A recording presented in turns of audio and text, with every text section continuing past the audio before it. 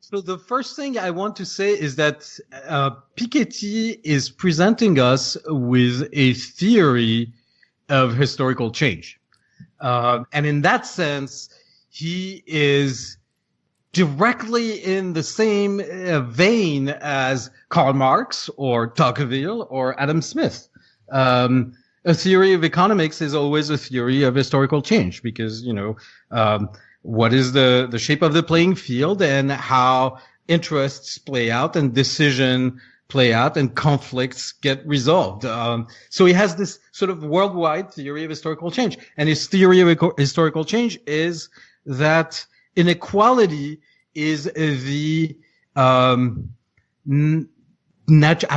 hate to say natural, but is the given condition of society. So societies are unequal.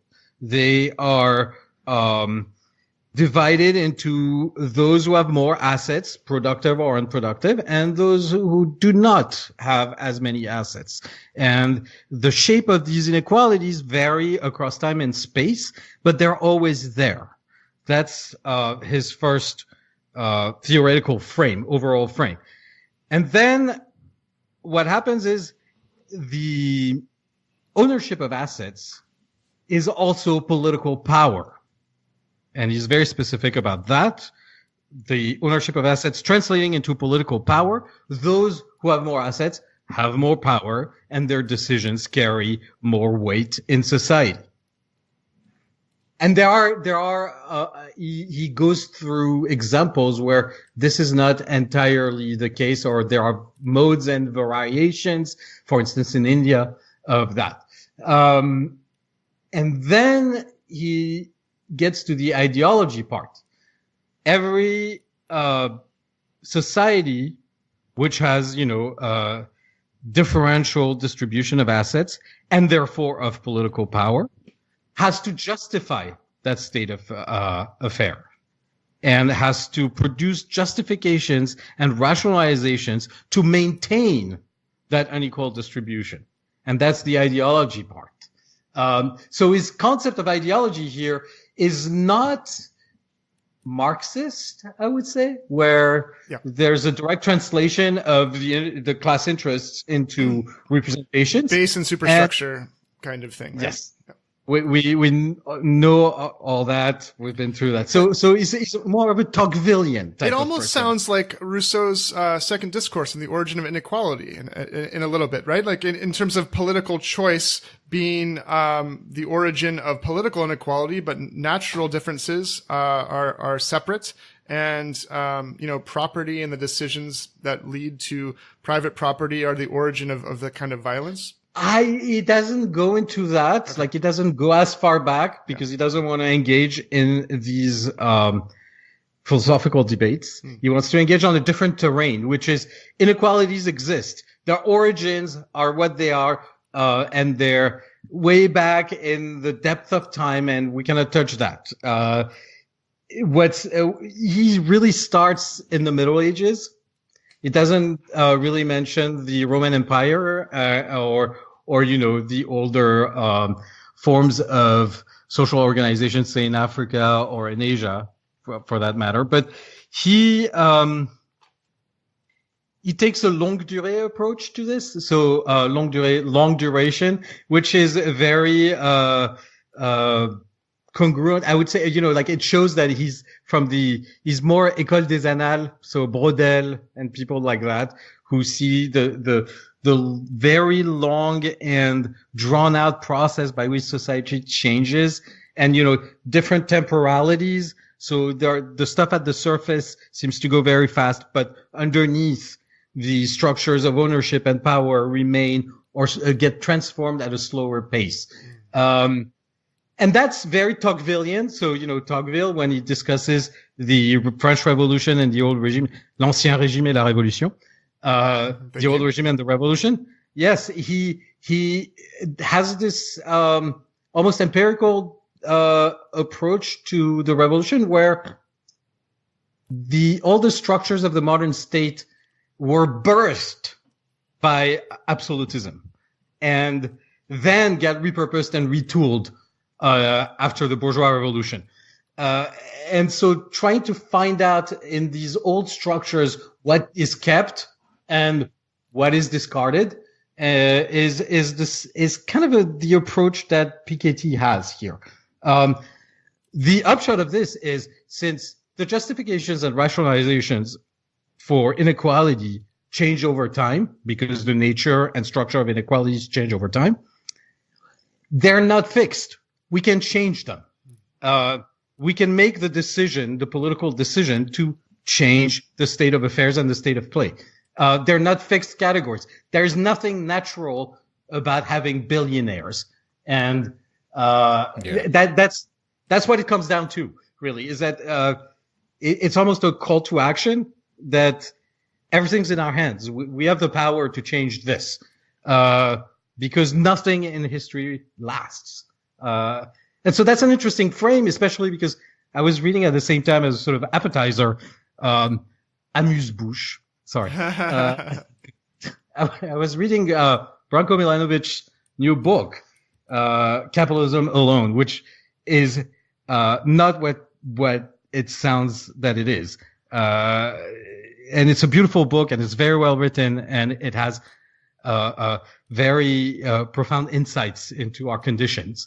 Into our condition. And Branko Milanovic, seems to suggest that, it's very hard to imagine anything beyond capitalism, because capitalism as it is fulfills a lot of our needs and a lot of our passions and makes us, and we're uniquely trained to bask in the wonders of the market and the commodification of everything.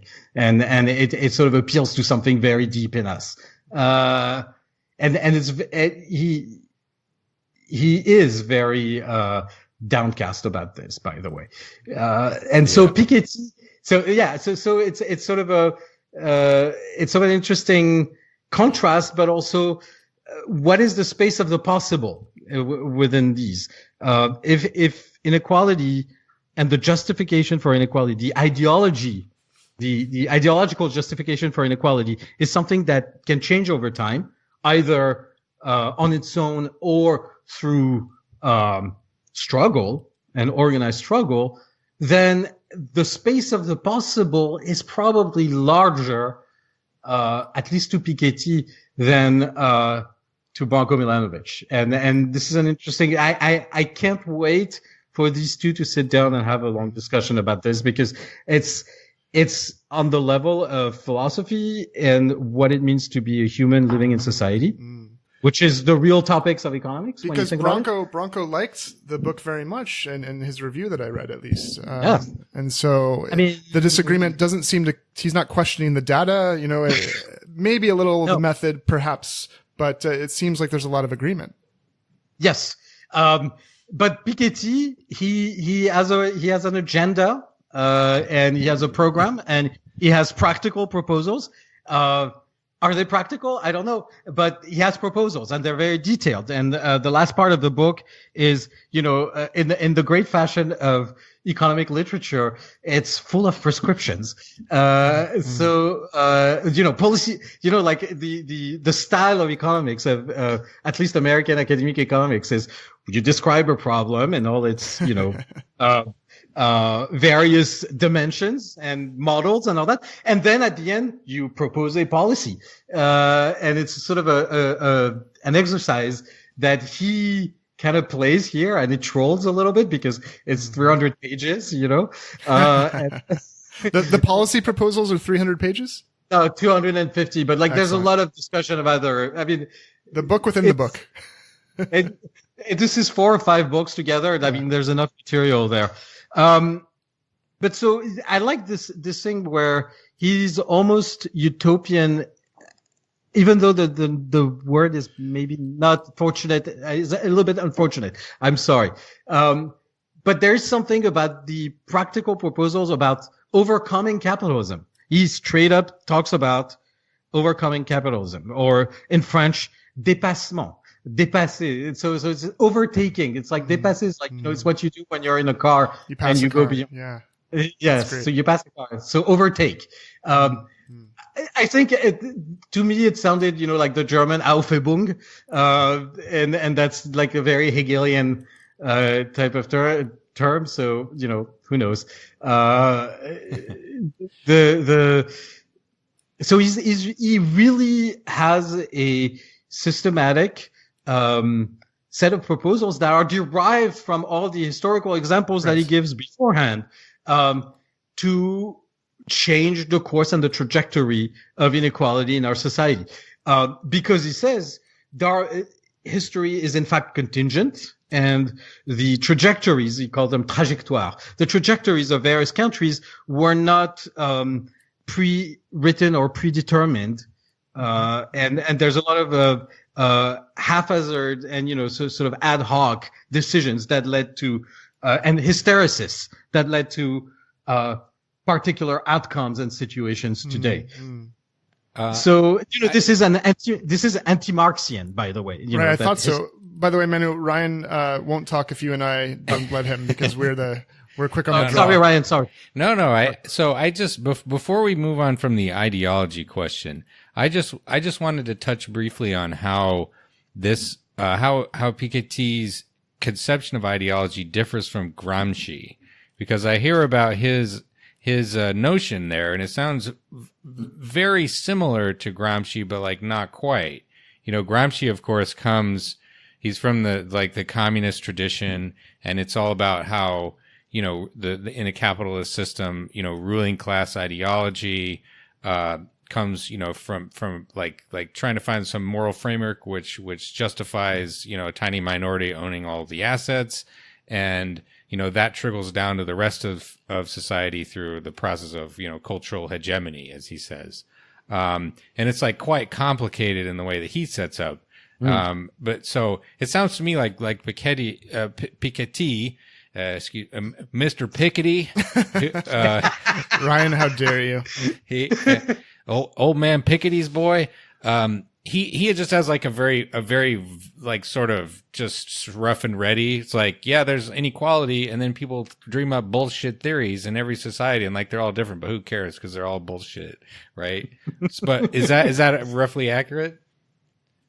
I mean, I wouldn't go that far, but he calls them social and historical constructs, which is a very polite way to say, well, you have to have something, but they're constructs.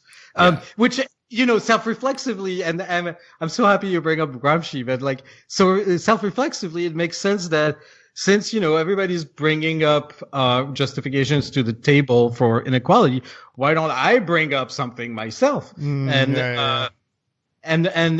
inject that into the discussion. And I think, a lot of the reactions in France, at least, were a lot of conservatives were quite angered about how dare you question the value of private property, which is sort of plays right into what he's saying, that it's a sort of whenever it becomes a religious or naturalized thing, it's ideological, and there's no reason why private property should be this absolute and sacred thing. But when it comes to, go ahead, Manu. Sorry.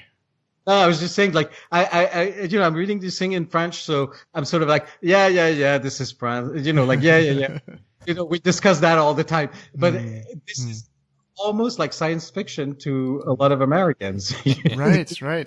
To talk about it even.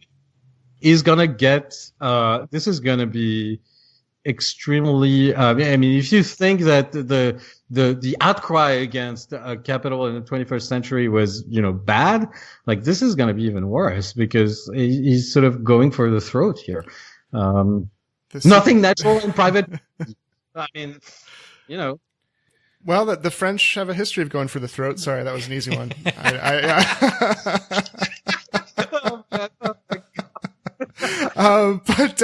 But no, and Manu, you mentioned that utopian, and it seems as you were saying, the anti-Marxist approach, is it something where this is data and a narrative that's kind of supporting the utopian socialists a bit against Marx's critiques that you need class struggle, you need to have the material conditions to change first? Although Marx also himself wrote that theory itself becomes a material force when it seizes the masses. So maybe it's sometimes Marx himself is reduced to a caricature. But what do you think? It's like yes, the theory of the weapon of theory. What do I think? Marx says so many things that at times are contradictory. And then, is there an epistemological rupture between the 48 manuscripts and Das Kapital? And I mean, sure. My experience, for what it's worth, is that the adhesion to historical materialism or dialectical materialism, is a matter of adhesion. So it's a matter of you cannot become part of the class struggle if you do not agree with the class struggle and with the construct that makes the class struggle a rational thing to do. So there's a leap of faith almost, although I'm loath to use that word. I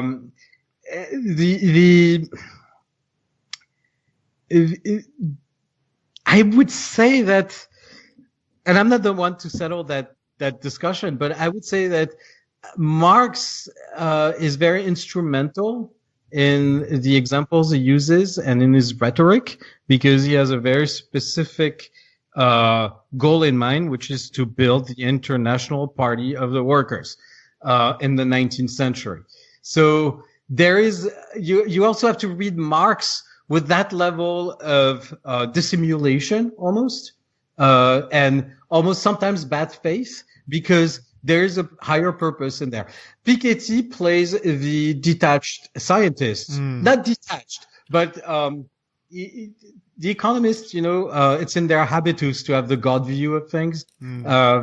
So I see it like, I call it like I see it type of thing, even though Piketty is saying stuff that is, fairly radical in our context. The data speaks to me and I channel it like a diviner. I am the divine instrument through which the data flows, and I'm the vehicle. Yes. This is a 1,200 pages books that covers all of history all over the world about inequality. Okay, so he's the vehicle of higher ideas. It's a humble project.